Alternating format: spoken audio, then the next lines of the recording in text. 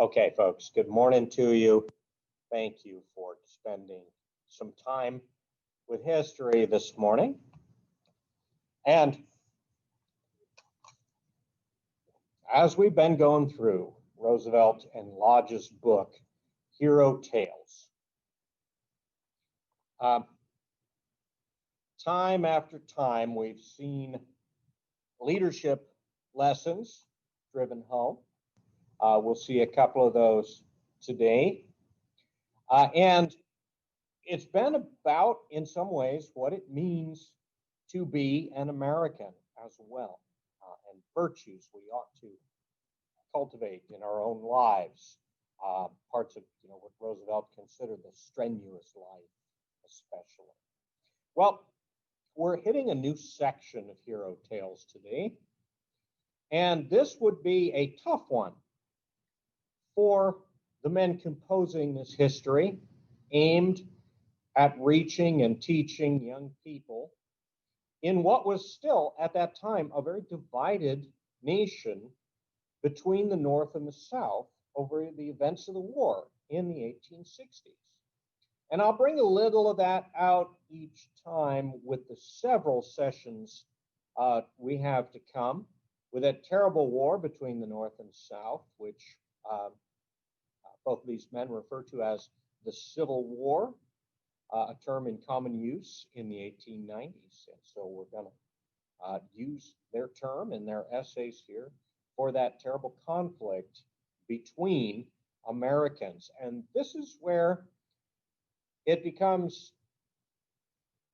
a challenge to the reader to determine what it means to be an American, according to all the other earlier essays, what the virtues of the American are, and how they applied to a time when America was divided, and what they still meant when the book was being written in the 1890s in an America that was reunited. And by extension, we read them as what do they mean more than a century after the writing of the book as well. And time after time, we've also focused on personalities, starting with George Washington. He's the beginning of our Hero Tales. This time, the stars of the story are not going to be personalities at all, but rather a pair of ironclad vessels going to battle.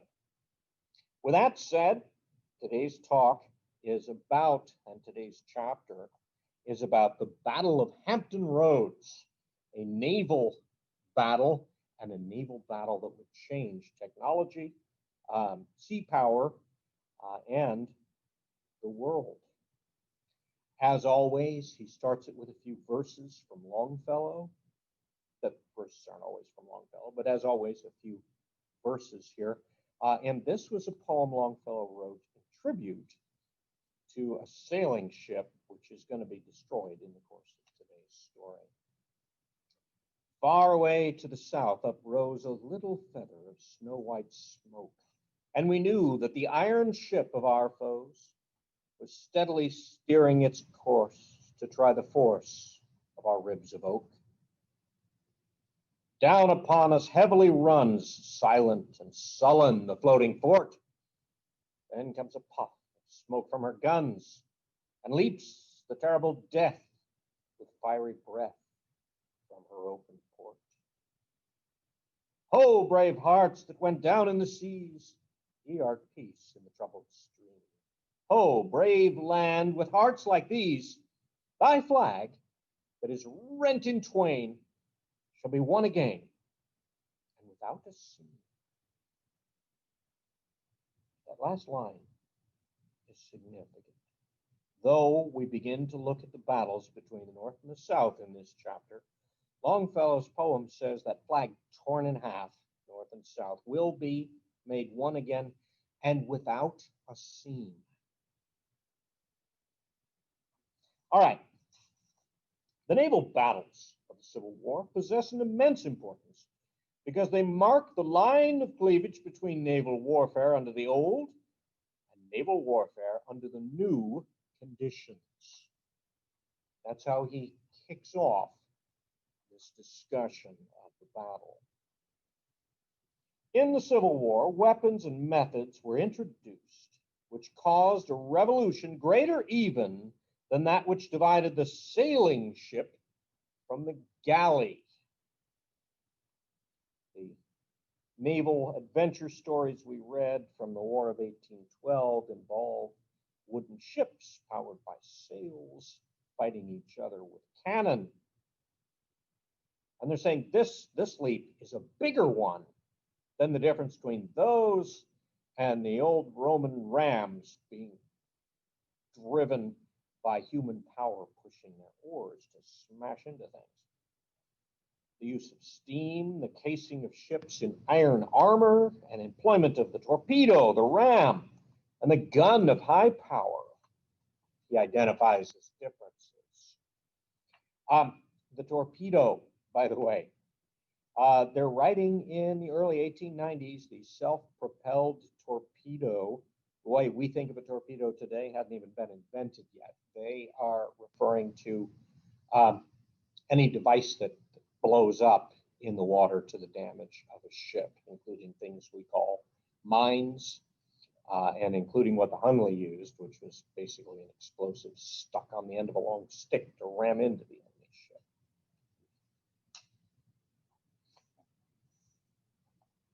Some of these new engines of destruction were invented, and all were for the first time tried in actual combat during our own Civil War. In Chesapeake Bay, near Hampton Roads, the United States had collected a fleet of wooden ships. Okay, this is where I'm gonna nudge over to my presentation. That is my lovely PowerPoint. We have a nice plank deck at the bottom of the slides today. And there emerges onto the scene here in a world of sailing ships, elaborate rigging, midshipmen learning the ropes as they learn to use sails properly for maneuvers. In a world where in naval gun battles, one of the most dangerous things had always been the splinters of a wooden ship struck by a cannonball flying of their own accord to become secondary weapons. All of a sudden, this commander, Buchanan, the captain of a new and radically different steam-driven, iron-covered monstrosity, the CS Virginia, the Confederate ship Virginia, better known by her older name, the Merrimack, steams out to battle with this wooden blockading squadron in Chesapeake Bay.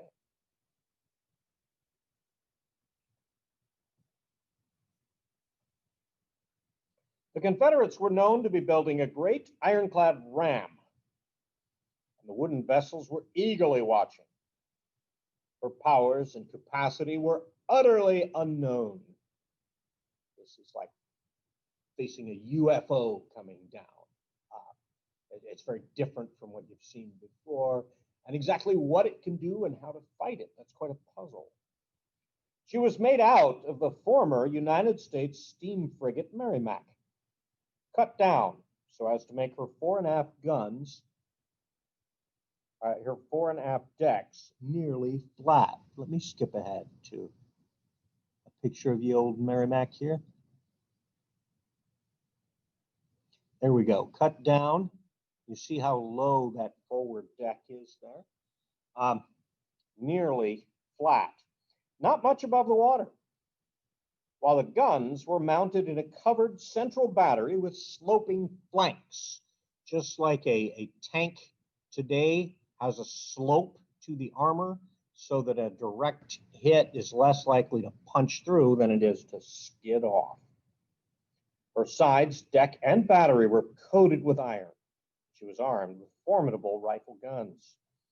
Most important of all, with a steel ram thrust out underwater forward from her bow.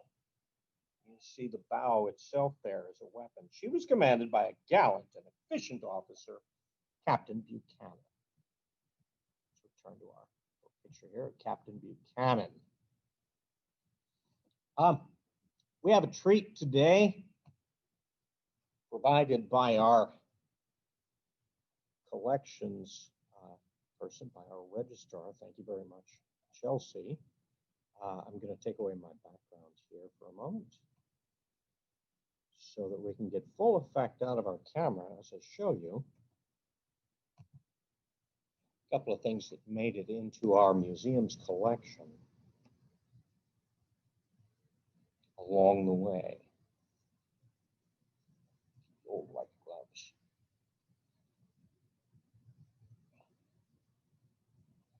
This tiny wooden fragment mounted on a card. I'm going to try to get that up close to the camera for you all.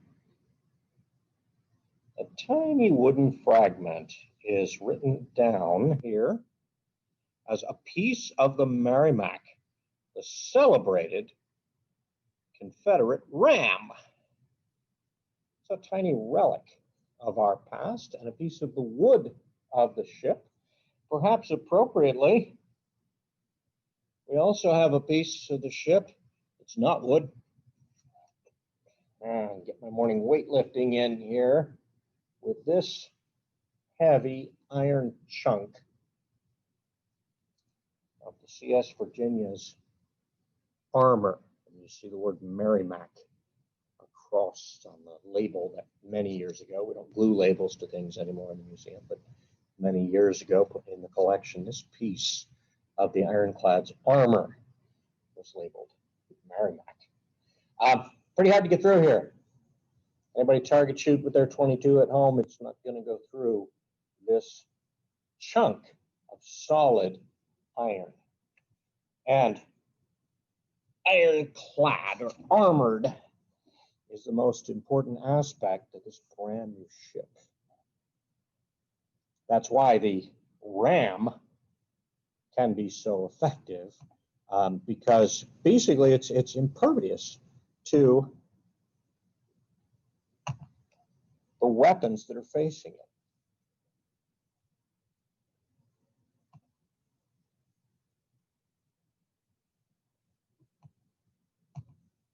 So Captain Buchanan steams into sight. It was March 8th, 1862, when the ram at last made her appearance. The day was calm and very clear. The throngs of spectators on shore could see every feature of the battle. With the great ram came 3 light gunboats, all of which took part in the action, harassing the vessels she assailed, but they were not factors of importance. On the Union side, the vessels nearest were the sailing ships Cumberland and Congress, and the steam frigate Minnesota. The Congress and Cumberland were anchored not far from each other. Minnesota got aground and was some distance off. No other vessel was able to get up in time to take a part in the fight. As soon as the ram appeared out of the harbor, she turned and steamed toward the Congress and the Cumberland, the great black smoke rising from her funnels and the great ripples running from each side of her iron prow as she drove steadily through the still waters. On board the Congress and Cumberland, there was eager anticipation, but not a particle of fear. I think perhaps there was a particle of fear there. The officers in command, Captain Smith and Lieutenant Morris, were 2 of the most gallant men in a service where gallantry has always been too common to need special comment. The crews were composed of veterans, well-trained, self-confident, proud beyond measure of the flag whose honor they upheld. The guns were run out, and the men stood at quarters while the officers eagerly conned the approaching ironclad. The Congress was the first to open fire. And there she is, the Congress in our slide. As her volleys flew, the men on the Cumberland were astounded to see the cannon shot bound off the sloping sides of the ram as hailstones bound from a window pane. The ram answered, and her rifle shells tore the sides of the Congress. But for her first victim, She aimed at the Cumberland, and firing her bow guns, came straight as an arrow at the little sloop of war which lay broadside to her. It was an absolutely hopeless struggle. The Cumberland was a sailing ship at anchor, with wooden sides and a battery of light guns, against the formidable steam ironclad with her heavy rifles and steel rams. She was as powerless as if she'd been a rowboat. From the moment the men saw the cannon shot bound from the ram's sides, they knew they were doomed, but none of them flinched. Once again, they fired their guns full against the approaching ram, and in response received a few shells from the great bow rifles. Then, forging ahead, the Merrimac struck her antagonist with her steel prow. The sloop of war reeled and shuddered, and through the great rent in her side, the black water rushed. She foundered in a few minutes, but her crew fought her to the last, cheering as they ran out the guns and sending shot after shot against the ram, as the latter backed off after delivering her blow. With her flags flying, her men cheering, guns firing, the Cumberland sank. It was shallow where she settled, so that her masts remained above water. The glorious flag, for which the brave men aboard her had died, flew proudly in the wind all that day while the fight went on, and throughout the night. And the next morning it was still streaming over the beautiful bay. After the Cumberland sank, the ram turned her attention to the Congress. Finding it difficult to get to her in the shoal water, she began to knock her to pieces with her rifle guns. The unequal fight lasted for perhaps half an hour. By that time, the commander of the Congress had been killed, and her decks looked like a slaughterhouse. She was utterly unable to make any impression on her foe. Finally, she took fire and blew up. The Minnesota was the third victim marked for destruction. The Merrimac began her attack upon her at once, but it was getting late. The water was shoal, and she could not get close. The ram drew back to her anchorage. All that night there was the wildest exultation among the Confederates, while the gloom and panic of the Union men could not be described.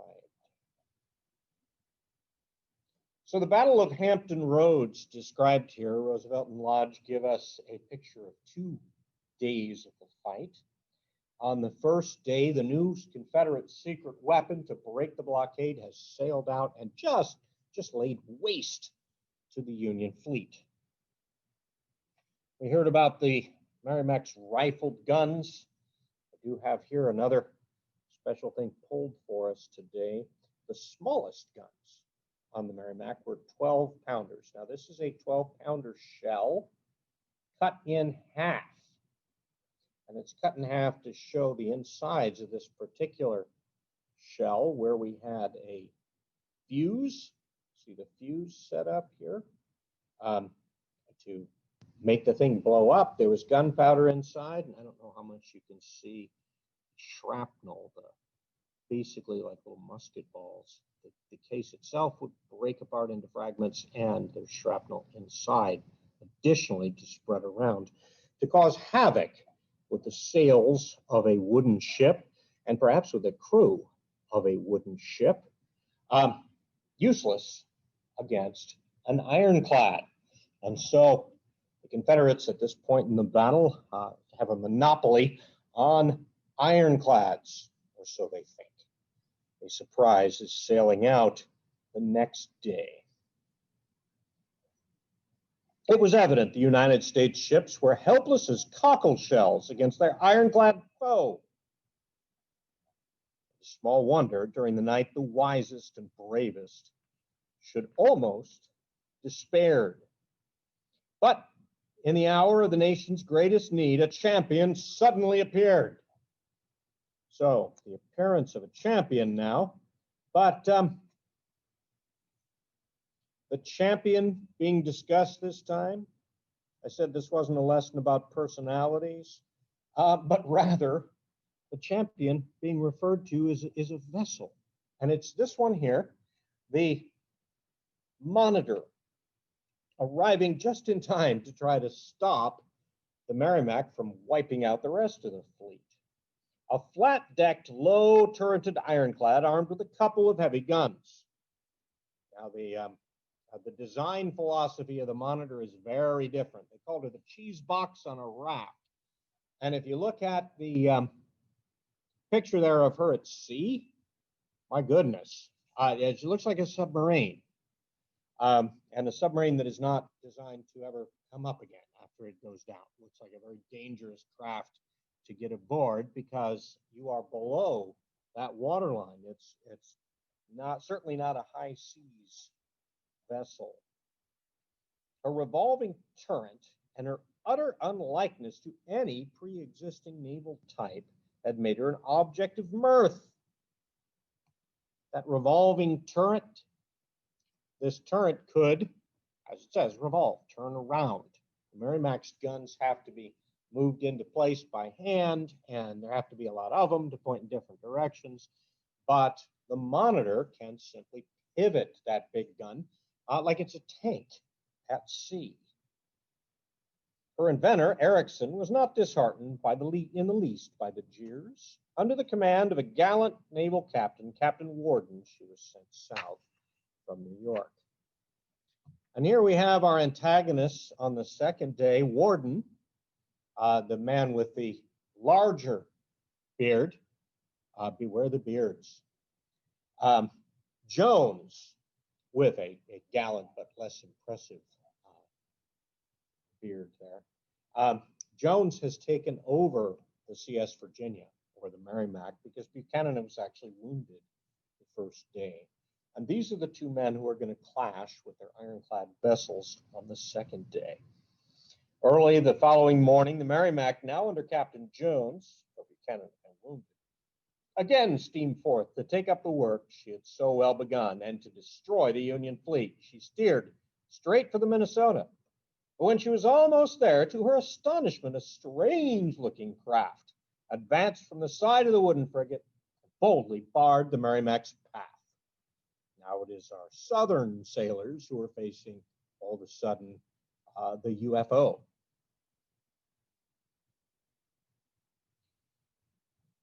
The Monitor was tiny compared to their ship, not 1/5 their size, and her queer appearance made them look at their new foe in contempt. But the first shock of battle did away with that feeling. The Merrimac turned on her foe her rifle guns, intending to blow her out of the water, but the shot glanced from the thick iron turret to the Monitor. Then the Monitor's guns opened fire, and as the great balls struck the sides of the ram, her plates and her timbers gave.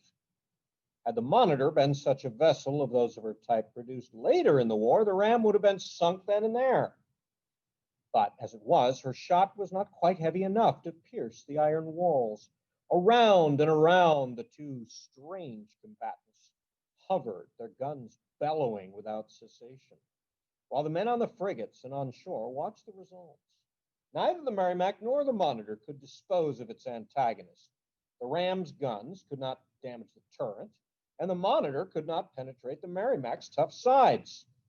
Fierce though the struggle was, and much though there was that hinged on it, it was not bloody.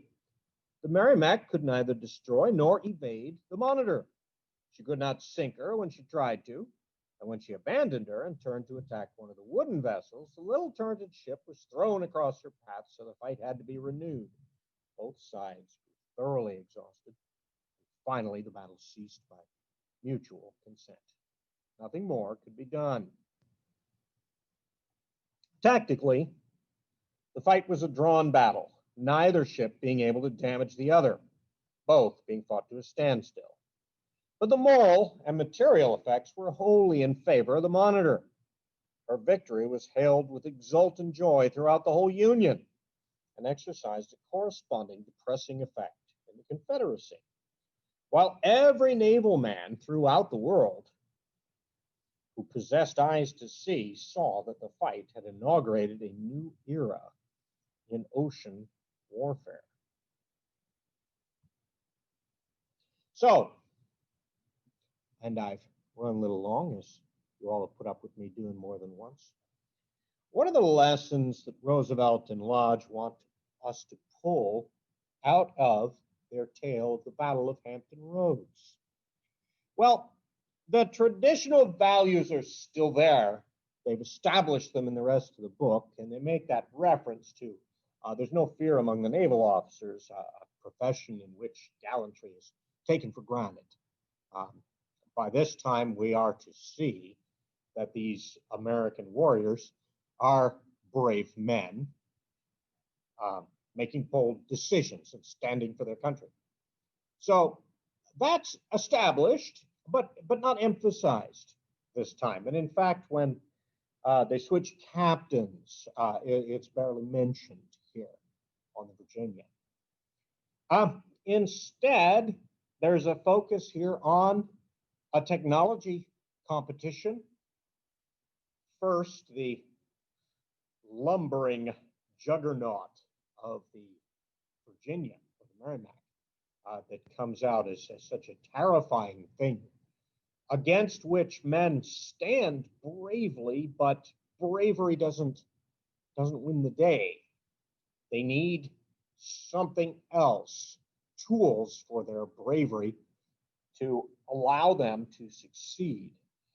And this is where the new ship, the Monitor, appearing, shows that although the Confederates have worked hard with their resources, been clever, and built this effective monster ship, that Yankee ingenuity has gone one step further and come up with a really radical new design.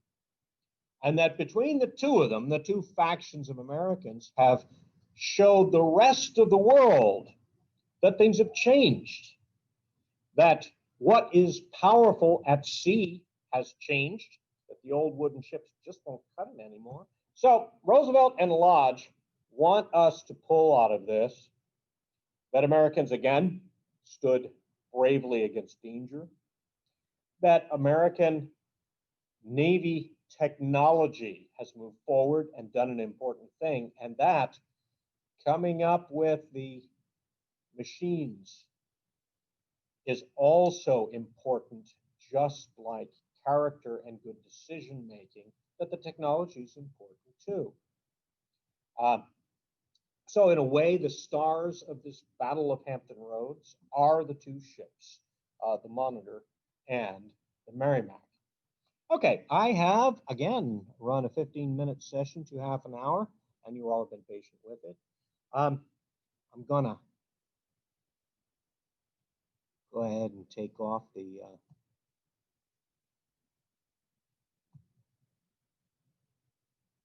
mute thing. Anybody have oh, thank you for the reminder. Folks, something important going on today as we do our little talk is Theodore Roosevelt's birthday.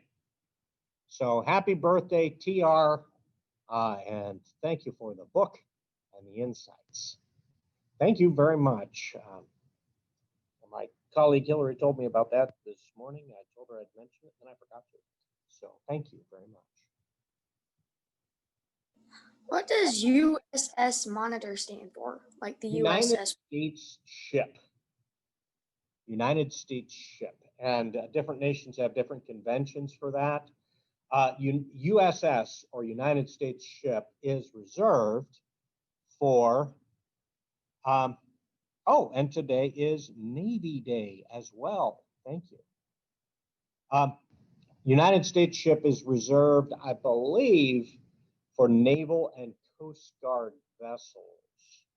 It may apply to Army ships. It doesn't apply to commercial vessels. If we have a passenger liner out there, it's not the USS Holiday.